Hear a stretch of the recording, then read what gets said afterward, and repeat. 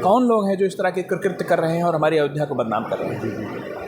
कहीं ना कहीं जो राजनीतिक स्थितियाँ जो थोड़ी बहुत परिवर्तित हुई हैं, मुझे लगता है कि वह एक प्रेरक का काम कर रही है इस तरह के कार्यों में। जिस तरह से समाजवादी पार्टी के लोग उसमें उस घटना में, भदरसा वाली घटना में उनका नाम आया, या और जिस तरह की बातें आ रही हैं, कहीं ना कहीं कुल मिला के बड़ी दुर्भाग्यपूर्ण स्थितियाँ। अयोध्या में भी भदरसा कांड की आग ठंडी भी नहीं हुई थी। जैसा कि आपको पता है कि दलित समुदाय की 12 वर्षीय एक बालिका के साथ एक मुस्लिम वहाँ के बेकरी मालिक ने गलत काम किया। हालांकि उसको सज़ा मिली और बुलडोज़र से जमीजोत किया गया जो अवैध संपत्ति उसने लिया था। लेकिन अभी 2-3 दिन पहले खंडाशा में भी सेम उसी तरह की घटना हो गई। महाराज जी, मैं इस समय बैठा हूँ महाराज जी के पास, अयोध्या के महापौर महंत गिरीशपत त्रिपाठी जी के पास। महाराज जी, कल आप गए, ये कब तक चलता रहेगा ऐसे?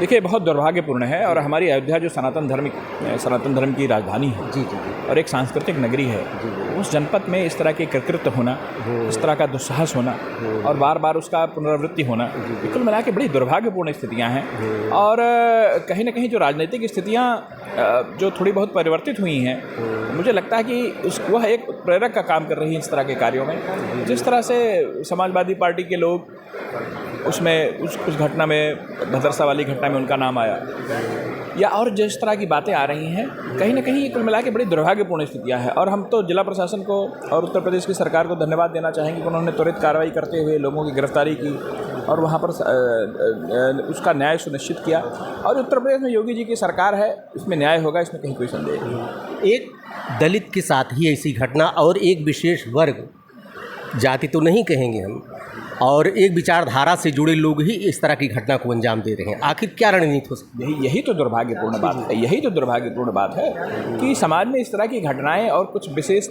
लोगों का ही नाम उसमें बार बार आता है। तो ये जाहिर सी बात है, समाज को देखना चाहिए कि समाज में कौन लोग किस सोच की, किस मनोवृत्ति के हैं, किस प्रवृत्ति के हैं, क्या उनके संस्कार हैं, क्या उनकी समाज के प्रति सोच है, और इनसे सावधान रहने की आवश्यकता है इनसे। और बाकी उत्तर प्रदेश में आदरणीय योगी आदित्यनाथ जी की सरकार है, कहीं किसी के साथ अन्याय नहीं होने पाएगा और इन लोगों के साथ न्याय होगा।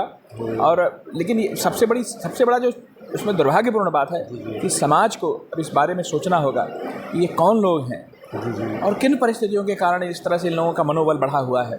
कौन लोग हैं जो इस तरह के कृत्य कर रहे हैं और हमारी अयोध्या को बदनाम कर रहे हैं। अभी तक क्या हुआ, इसमें कार्रवाई आगे क्या होगी? देखिए, गिरफ्तारी हुई है, मुकदमा दर्ज हो गया है। कल हम लोग वहाँ पर गए भी थे।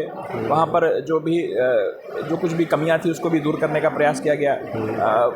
वो जो पीड़ित का परिवार है, वो अपने सिक्योरिटी को लेके भी कुछ चिंतित था, तो उसके लिए इतना बड़ा दुस्साहस कि देखिए, बम लेकर घर पे चढ़ जाना और बच्ची को हमारे हवाले कर दो, नहीं तो हम और घटना को अंजाम देंगे।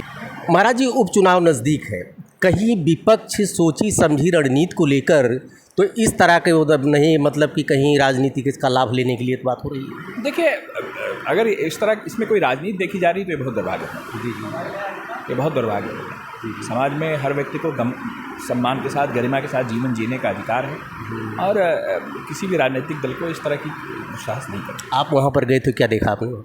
हमने देखा स्थितियाँ बहुत जटिल थी और पीड़ित परिवार बहुत डरा हुआ था। हमने अपने ज़िले के तमाम बड़े पुलिस अधिकारियों से बात करके, प्रशासन के लोगों से बात करके उनकी सुरक्षा सुनिश्चित कराई और उनको भरोसा दिलाया कि उनके साथ कोई दुस्साहस न करें। जी, महाराज जी ने कहा कि ये निश्चित रूप से कार्रवाई होगी और कार्रवाई हुई भी है, लेकिन इस तरह की घटनाएं जो हो रही, इसे षड्यंत्र के तहत एक राजनीतिक फ़ायदा उठाने के लिए भी हो सकती हैं, चूँकि उपचुनाव नज़दीक है। लेकिन निश्चित रूप से सज़ा मिलेगी। महाराज जी, जय सिया राम। आपने जय सिया राम।